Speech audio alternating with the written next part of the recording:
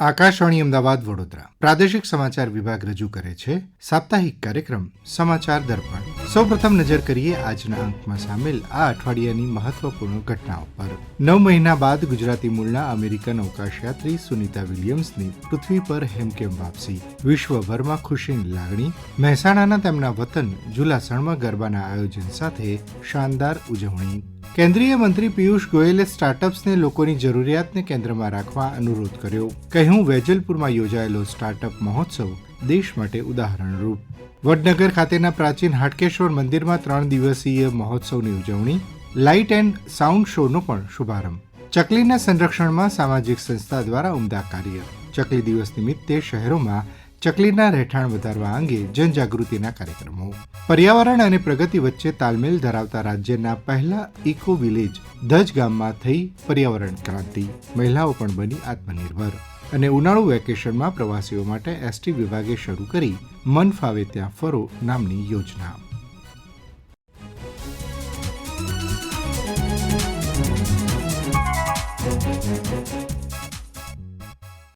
સમગ્ર વિશ્વની જેના પર નજર હતી તેવા નાસાના અવકાશયાત્રી ભારતીય મૂળના સુનિતા વિલિયમ્સ તેમના સાથીઓ સાથે 9 મહિના બાદ પૃથ્વી પર હેમખેમ પાછા ફર્યા છે. તેમની સલામત વાપસીને લઈને સમગ્ર વિશ્વમાં ખુશીની લાગણી છે. ગુજરાતી મૂળના 58 વર્ષીય સુનિતા વિલિયમ્સની આ સિદ્ધિથી તેઓ સમગ્ર વિશ્વ માટે પ્રેરણા સ્ત્રોત બન્યા છે. સાંભળીએ તેમના જીવન યાત્રા પર પ્રકાશ પાડતો આ વિશેષ અહેવાલ. 19 સપ્ટેમ્બર 1965ના રોજ ઓહિયોના યુક્લિડમાં જન્મેલા સુનિતા લિન વિલિયમ્સ એક અનોખા સાંસ્કૃતિક વારસા સાથે ઉછર્યા હતા. તેમના પિતા દીપક પંડ્યા ગુજરાતના મહેસાણા જિલ્લાના વતની હતા, જેઓ વ્યવસાયથી ન્યુરો એનાટોમિસ્ટ હતા, જ્યારે તેમના માતા ઉર્સુલિન બોની પંડ્યા સ્લોવેનિયાના હતા. વિલિયમ્સ 1983માં નીડહામ હાઈસ્કૂલમાંથી સ્નાતક થયા અને ત્યારબાદ તેમણે યુનાઇટેડ સ્ટેટ્સ નેવલ એકેડમીમાં પ્રવેશ લીધો, જ્યાંથી તેમણે 1987માં ભૌતિક વિજ્ઞાનમાં સ્નાતકની પદવી મેળવી. સુનિતા વિલિયમ્સે યુએસ નેવીમાં નેવલ ટેસ્ટ પાયલટ બનનાર પ્રથમ મહિલા તરીકે ઇતિહાસ રચ્યો હતો. યુએસ નેવી ઓફિસર અને ટેસ્ટ પાયલટ તરીકે સફળ કારકિર્દી પછી 1999માં નાસા દ્વારા તેમને અવકાશયાત્રી તરીકે પસંદ કરવામાં આવ્યા. ડિસેમ્બર 2006માં સુનિતાએ STS-116 મિશન દરમિયાન સ્પેસ શટલ ડિસ્કવરી પર અવકાશમાં પ્રવેશ કર્યો. બાદમાં તેમણે આંતરરાષ્ટ્રીય અવકાશ મથક પર 195 દિવસથી વધુ સમય વિતાવ્યો, જેમાં મહિલા અવકાશયાત્રી દ્વારા સૌથી વધુ સ્પેસવોક કરવાનો વિક્રમ પણ પોતાના નામે કર્યો. નિશ્ચય અને સમર્પણથી મહિલાઓ તમામ પ્રકારની સીમાઓને પાર કરી શકે છે, તેને સુનિતા વિલિયમ્સ વિશ્વ સમક્ષ પુરવાર કર્યું છે. અવકાશ જેવા જટિલ ક્ષેત્રમાં સુનિતા વિલિયમ્સની આ ઉત્કૃષ્ટ કારકિર્દી માત્ર આજની નહીં, પરંતુ વિશ્વભરની આવનારી કેટલીક પેઢીઓની મહિલાઓને પ્રેરણા આપશે. સમીર અંસારી, આકાશવાણી સમાચાર, અમદાવાદ. તેમની સફળ વાપસી બાદ તેમના પૈતૃક ગામ જુલાસણમાં ઉત્સવનો માહોલ જોવા મળ્યો હતો. ગ્રામજનોએ પ્રાર્થના કરી ગરબે ઝૂમી સુનિતા વિલિયમ્સની પૃથ્વી પરના હેમખેમ આગમનની ઉજવણી કરી હતી. તેમના સંબંધી દિનેશ રાવલે વધુમાં આ મુજબ જણાવ્યું. એનું લેન્ડિંગ થયું ત્યારે અમે બધાએ એને 5:27 જોયું ત્યારે અમે બધા ખૂબ ખુશ થઈ ગયેલા, આનંદિત થયેલા. અમે બધા ફૂલોની વર્ષા કરેલી, ભગવાનની પૂજા કરી અને ભગવાનનો આભાર માન્યો કે હે પ્રભુ, તે અમારી સુનિતાને જલ્દીથી પાછી લાવી દીધી આટલા મહિનાઓ પછી પણ. એ માટે અમે ક્યારેય તારો ઉપકાર અમે ભૂલી શકીએ એમ નથી. સુનિતા નાનપણથી જ બહાદુર છોકરી હતી, ક્યારેય ડર નતો લાગતો, ક્યારેય ગભરાતી નથી, અને એ રીતે એ આખા દુનિયાને કંઈક આપવા માટે આવેલી છે એવું એ માને છે.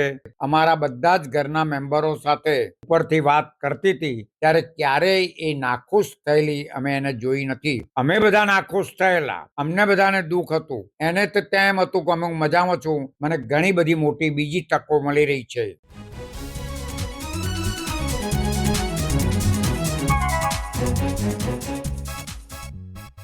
મહેસાણા જિલ્લાના ઐતિહાસિક શહેર વડનગરમાં આવેલા પ્રાચીન હાટકેશ્વર મહાદેવ મંદિરે 3 દિવસીય મહોત્સવનો પ્રારંભ થયો છે.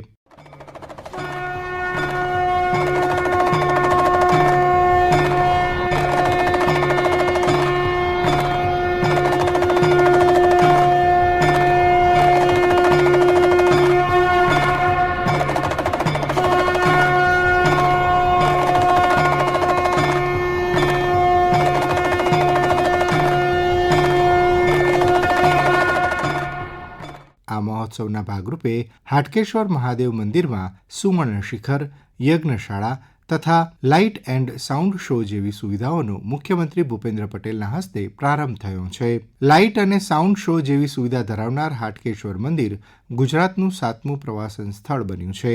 વધુ વિગતો આપી રહ્યા છે મહેસાણા જિલ્લાના અમારા પ્રતિનિધિ જયંતિ ચૌધરી. વડનગર ખાતે પુરાતત્વીય મ્યુઝિયમ, કીર્તિ તોરણ, શર્મિષ્ઠા તળાવ, તાનારી પાર્ક, પ્રેરણા સ્કૂલ જેવા સ્થળો લોકો જોવા આવતા હોય છે. આ સ્થળોમાં એક વધુ જોવાલાયક સ્થળનો ઉમેરો કરાયો છે. હાટકેશ્વર મહાદેવની ગાથા વણકતા અતન લાઇટ એન્ડ સાઉન્ડ શો દ્વારા વધુ પ્રવાસન સ્થળોમાં વધારો કરાયો છે. મુખ્યમંત્રી ભૂપેન્દ્ર પટેલના હસ્તે વડનગર ખાતે હાટકેશ્વર મંદિરનું સુવર્ણ શિખર તેમજ લાઇટ એન્ડ સાઉન્ડ શોનું લોકાર્પણ કરાયું. ગુજરાત પ્રવાસન નિગમ દ્વારા હાટકેશ્વર મંદિર ખાતે રૂપિયા 5.53 કરોડના ખર્ચે આ નવું લાઇટ એન્ડ સાઉન્ડ શોનો ઉમેરો કરાયો છે.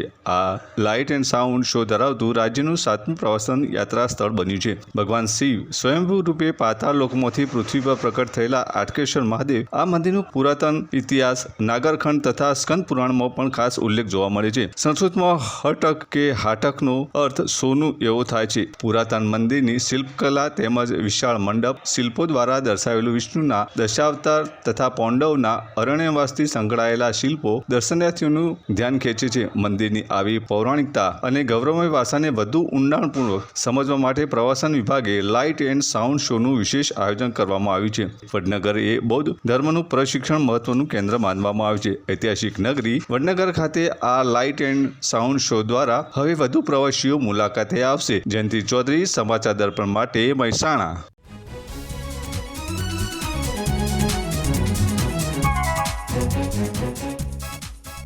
અમદાવાદ શહેરના વેજલપુર વિધાનસભા ક્ષેત્રમાં આવો જ મહોત્સવ તાજેતરમાં યોજાઈ ગયો અને તે છે વેજલપુર સ્ટાર્ટઅપ ફેસ્ટિવલ. સ્ટાર્ટઅપ કંપનીઓને વિધાનસભા સ્તરે એક મંચ પ્રદાન કરવા ધારાસભ્ય અમિત ઠાકર દ્વારા યોજાયેલા આ ફેસ્ટિવલને કેન્દ્રીય મંત્રી પિયુષ ગોયલે દેશ માટે ઉદાહરણરૂપ ગણાવ્યો હતો. આ પ્રસંગે શ્રી ગોયલે સ્ટાર્ટઅપ્સને સામાન્ય માનવીની જરૂરિયાત પર ભાર મૂકવા અનુરોધ કર્યો હતો.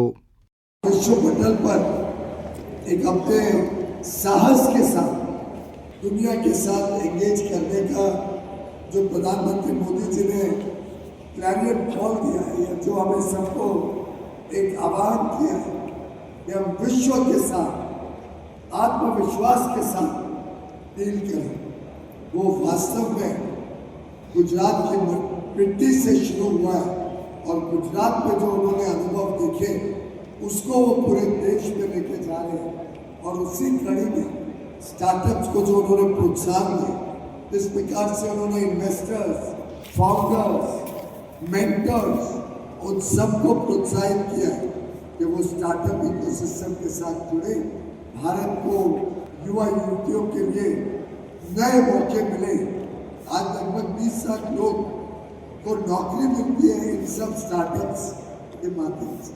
20 साल से. और ये तो डायरेक्ट जॉब्स है.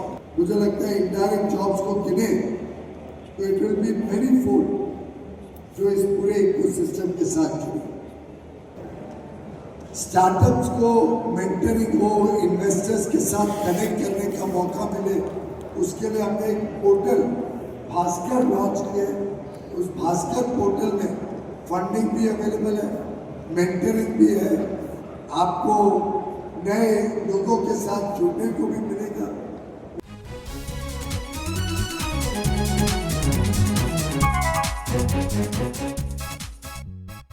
તારો વૈભવ રંગ મોલ સોનું ને ચાકર ધાડું મારે ફળીએ ચકલી બેસે તે મારું રજવાડું.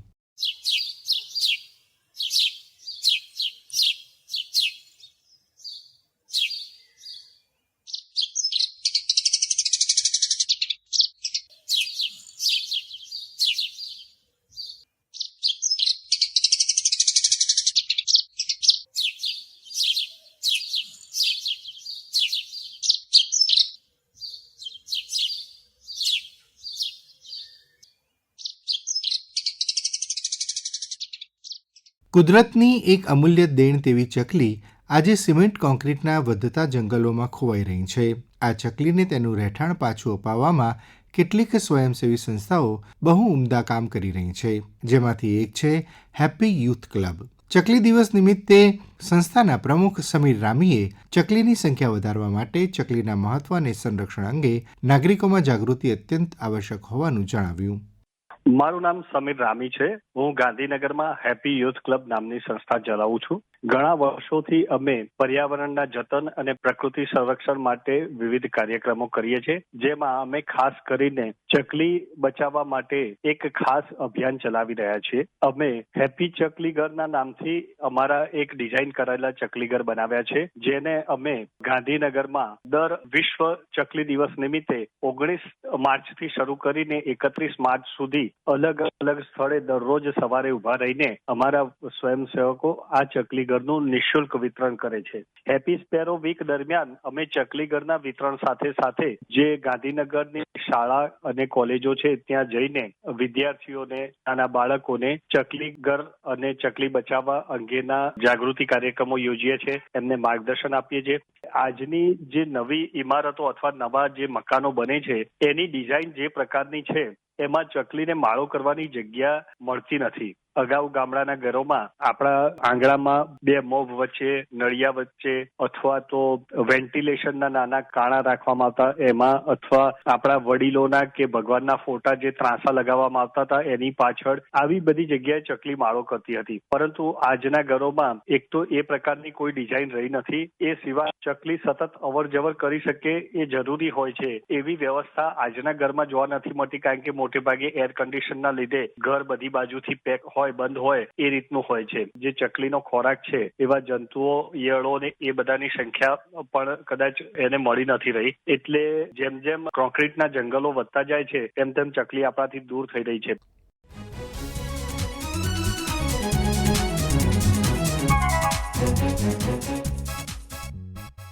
હમણાં જ આપણે જોયું કે પર્યાવરણની જાળવણીમાં લોક ભાગીદારી કેટલી મહત્વની છે. હવે આપણે વાત કરીશું ગુજરાતના સૌપ્રથમ ઇકો વિલેજ ધજ ગામની, જેણે લોકોની ભાગીદારીથી પર્યાવરણ સંરક્ષણની સાથે ગામને આત્મનિર્ભર બનાવવામાં પણ દેશને ઉદાહરણ પૂરું પાડ્યું છે. વન વિભાગના માર્ગદર્શન હેઠળ ગામના યુવાનો અગ્રણીઓની આગેવાનીમાં વન કલ્યાણ સમિતિ જંગલની જાળવણી કરી રહી છે. આકાશવાણી સાથે વાત કરતા ગ્રામજન દશરથભાઈએ આ ઉમદા કાર્ય અંગે વધુમાં માહિતી આ મુજબ આપી. મારું નામ વસાવા દશરથભાઈ રૂપાભાઈ છે. હું ધજ ગામનો વતની છું. અમારું ગામ ઇકો વિલેજ ગામ તરીકે જાહેર કરવામાં આવેલું છે. અમારા ગામની અંદર ઇકો વિલેજ કમિશન અને ફોરેસ્ટ ડિપાર્ટમેન્ટ દ્વારા અમારા ગામને ઇકો વિલેજ બનાવવા માટે ગામમાં ભૂગર્ભ ટાંકા બનાવવામાં આવેલા છે. ગામની અંદર રોડ ઉપર સોલર સ્ટ્રીટ લાઇટ બનાવવામાં આવેલી છે. દરેક ઘરમાં સોલર હોમ લાઇટ ગોઠવવામાં આવેલી છે, જેથી કરીને અમને વીજળીનું બિલ ઓછું આવે છે. તથા દરેક ઘરમાં ગોબર ગેસ બનાવી આપવામાં આવેલા છે. જંગલમાંથી લાકડા કાપીને ચૂલા જ સળગાવવામાં આવતા હતા, તે હવે જંગલમાં જવું પડતું નથી અને પર્યાવરણને બચાવવામાં આવે છે. અને ચોમાસાનું પાણી વહી જતું હોવાથી પાણી રિચાર્જ વેલ બનાવવામાં આવે છે, જમીનમાં ઉતારવામાં આવે છે, જેથી કરીને પાણીનો સ્તર ઉપર આવે. તથા ફોરેસ્ટ ડિપાર્ટમેન્ટ અને ગામજનો મળીને ગામની આજુબાજુ તથા ઘરોની આસપાસ વૃક્ષો રોપીને પર્યાવરણને સાચવીએ છીએ.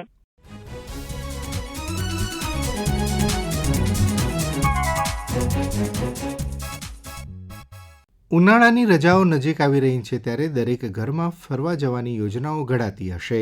એમ કહેવાય છે કે સમગ્ર દેશમાં સૌથી વધુ પ્રવાસ ગુજરાતીઓ કરે છે, ત્યારે ગુજરાત એસટી નિગમ દ્વારા મન ફાવે ત્યાં ફરો નામની યોજના શરૂ કરવામાં આવી છે, જે અંબાજીથી ઉમરગામ તેમજ કચ્છથી કાઠિયાવાડ સુધી અમલી બની રહેશે. આ યોજના અંગે વિગતો આપી રહ્યા છે સાબરકાંઠાના ડેપો મેનેજર HR પટેલ.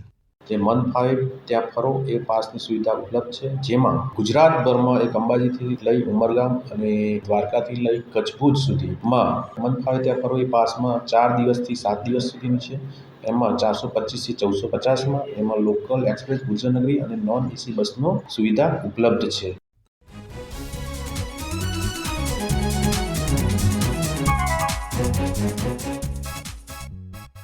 આ સાથે જ સમાચાર દર્પણનો આજનો અંક પૂરો થયો. ફરી મળીએ આવતા મંગળવારે નવા અંક સાથે.